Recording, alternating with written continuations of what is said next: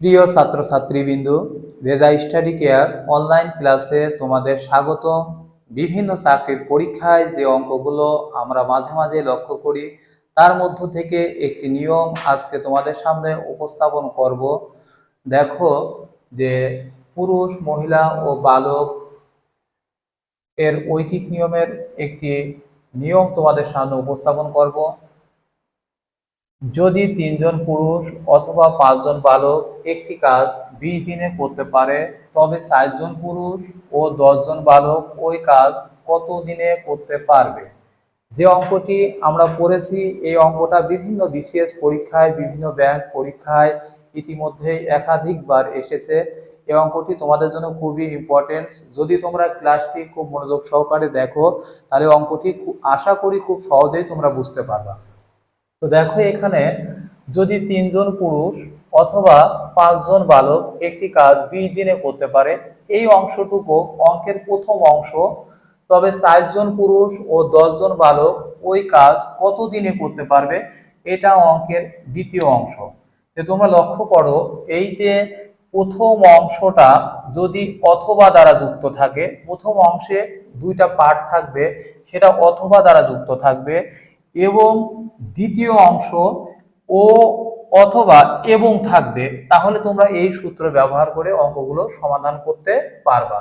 তো দেখো, এই প্রথম অংশের যে 3, এই 3টাকে আমরা x1 ধরি, আর 5 জন অর্থাৎ 5 জন বালক এটাকে আমরা y1 ধরি। একটি কাজ 20 দিনে করতে পারে, এই যে সময়, এই সময়টাকে আমরা t1 ধরি। তবে 4 জন পুরুষ ও 10 জন বালক ওই কাজটি কত দিনে করতে পারবে, এটি অঙ্কের দ্বিতীয় অংশ। এই দ্বিতীয় অংশকে আমরা x2 y2 এবং এই সময়টাকে আমরা কত দিনে অর্থাৎ t2 সমান এর মানটাই আমাদের বের করতে হবে। তো এই ধরনের অঙ্ক যদি পরীক্ষায় আসে, তাহলে তোমরা একটি সূত্রের মাধ্যমে সমাধান করতে পারবা। সূত্রটা লক্ষ্য করো যে t2 সমান x1 গুণ y1 গুণ t1। এবার দেখো যে x1 গুণ y2 প্লাস x2 গুণ y1। এই সূত্রের মাধ্যমে এ ধরনের অঙ্ক আসলে তোমরা খুব সহজেই সমাধান করতে পারবা। এই সূত্র কখন ব্যবহার করবা, আমি প্রথমেই বলেছি, যখন প্রথম অংশটা অথবা দ্বারা যুক্ত থাকবে এবং দ্বিতীয় অংশে ও অথবা এবং থাকবে, তখন তোমরা এই সূত্রটা ব্যবহার করার মাধ্যমে অঙ্ক খুব সহজেই সমাধান করতে পারবা। তাহলে দেখো যে x1 এর মান কত 3, y1 এর মান কত 5, t1 এর মান কত 20।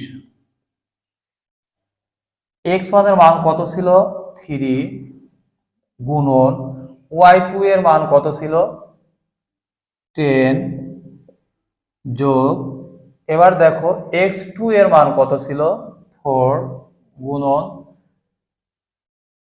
y1 এর মান কত ছিল 5। তো দেখো, তোমরা এই সূত্রের মাধ্যমে সমাধান না করে তোমরা সহজে মনে রাখতে পারো। যদি মনে করো যে সূত্র মুখস্থ করতে আমাদের কাছে কঠিন হবে, সেক্ষেত্রে তোমরা মনে রাখবা, এই ধরনের অঙ্ক আসলে প্রথম যে মানগুলো থাকবে সেই মানগুলো তোমরা গুণ করবা, অর্থাৎ 3 গুণন 5 গুণন 20। এরপরে নিচেই তোমরা প্রথম অংশে যে 3 জন পুরুষ আছে, পুরুষের বিপরীত কি বালক। বালক কয়জন 10 জন।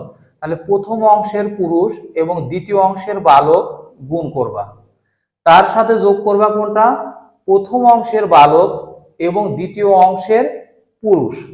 অর্থাৎ প্রথম অংশের বালক এর বিপরীত দ্বিতীয় অংশের পুরুষ কয়জন ছিল 4 জন, অর্থাৎ 4 গুণন 5। তো এভাবেও তোমরা মনে রাখতে পারবা। দেখো, আমরা গুণ করি, 3 5 15, 15 দুগুণা 30, অর্থাৎ উপরে গুণফল কত হয় 300। নিচে দেখো 3 10 30 যোগ 4 5 20। দেখো, যদি আমরা যোগ করি তাহলে 30, 300 ডিভাইডেড 30 আর 20 যোগ করলে কত হয় 50। 0 0 কেটে দিলে কত থাকে 530, অর্থাৎ 6 দিন উত্তর। দেখো, তাহলে 4 জন পুরুষ ও 10 জন বালক ওই কাজ 6 দিনে সম্পূর্ণ করতে পারবে। আশা করি তোমরা খুব সহজেই অঙ্কটি বুঝতে পেরেছো। সেম একই নিয়মের আরেকটি অঙ্ক তোমাদের সামনে সমাধান করে দেখাবো, যাতে তোমরা আরেকটু ক্লিয়ার হয়ে যাও। দেখো 3 জন পুরুষ, বা এখানে দেখো অথবা দ্বারা যুক্ত ছিল, এখন বা দ্বারা যুক্ত আছে। 3 জন পুরুষ বা 9 জন বালক একটি কাজ 60 দিনে করতে পারে। 11 জন পুরুষ ও 27 জন বালকের ওই কাজ করতে কতদিন লাগবে? তাহলে এখানে দেখো অঙ্কের প্রথম অংশের প্রথম যে মানটা সেটা তোমরা x1 ধরবা, প্রথম অংশের বা এর পরে দ্বিতীয় মানটা তোমরা y1 ধরবা, এবং যে সময়টা দেওয়া থাকবে সেটাকে তোমরা t2 ধরবা, t1 ধরবা। প্রথম অংশের মান t1। 11 জন পুরুষ ও 27 জন বালকের ওই কাজ করতে কতদিন লাগবে? অর্থাৎ দ্বিতীয় অংশে এই যে 11 এটা x2, এবং দ্বিতীয় অংশ ও এর পরে যেটা থাকে সেটা y2, এবং যে সময়টা চেয়েছে সেই সময়টা কত দিন লাগবে, অর্থাৎ এখানে t2 এর মান কত হবে সেটা তোমাদের বের করতে বলা হয়েছে। তো একই নিয়মে তোমরা অঙ্কটি সমাধান করতে পারবা। দেখো t2 সমান কত, আগে যে সূত্রটা ব্যবহার করেছি x1 গুণ y1 গুণ t1 ডিভাইডেড x1 গুণ y2 যোগ x2 গুণ y1। তো লক্ষ্য করো এই সূত্রটি তোমরা এভাবেও মনে রাখতে পারো যে উপরে যে মানগুলো থাকবে সেই মানগুলো গুণ করতে হবে।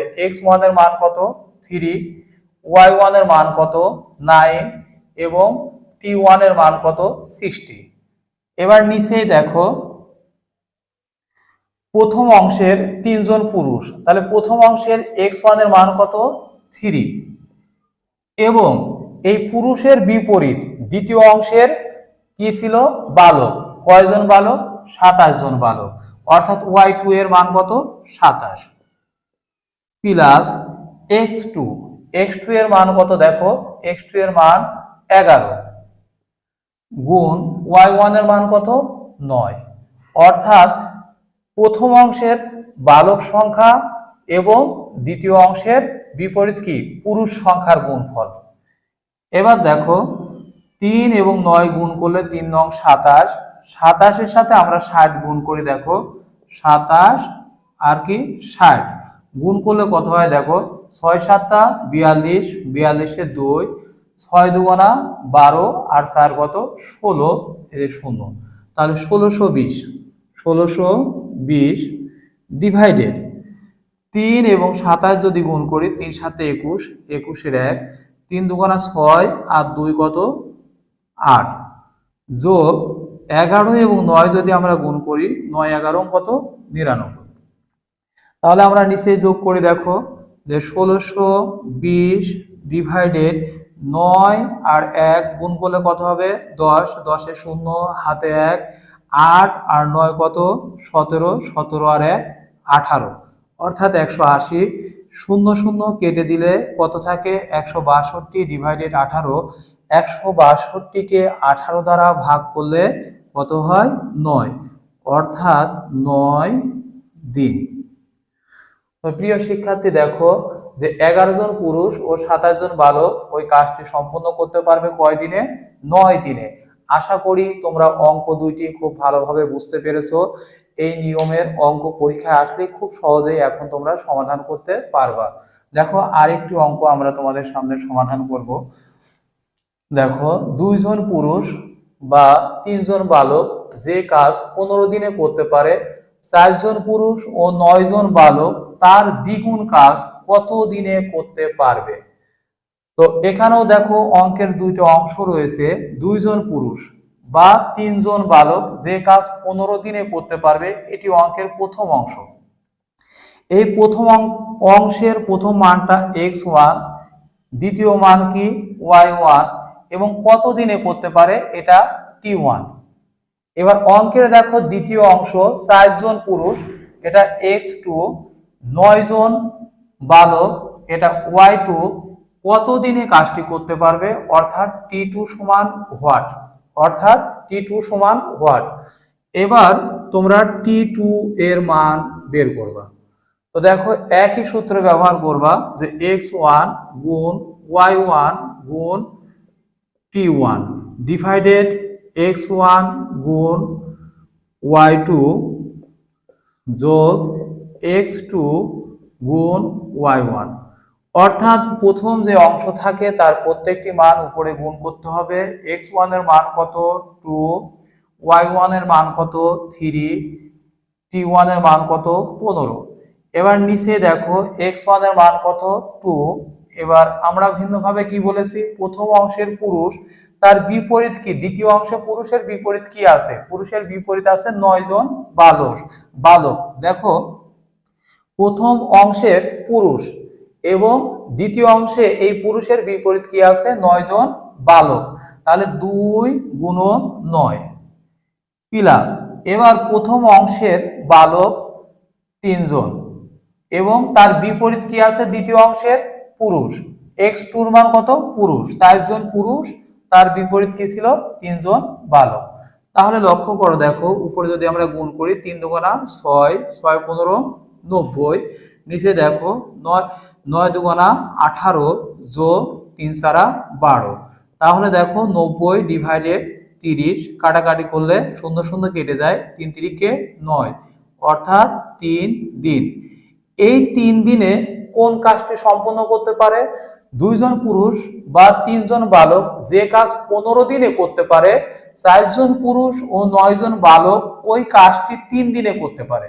কিন্তু আমার প্রশ্ন ছিল ওই কাজের দ্বিগুণ কাজ কত দিনে করতে পারবে, তাহলে ওই কাজটি করতে যদি সময় লাগে 3 দিন, তাহলে তার দ্বিগুণ কাজ করতে সময় লাগবে 3 গুণন 2 অর্থাৎ 6 দিন।